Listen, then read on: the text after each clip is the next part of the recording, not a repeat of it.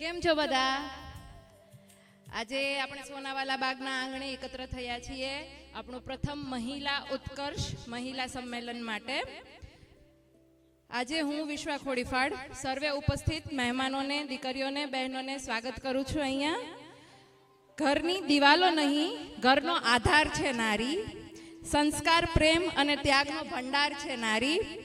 જીવનના દરેક પડાવે હિંમતથી આગળ વધે, સાચા અર્થમાં સર્જનહારનો અવતાર છે નારી.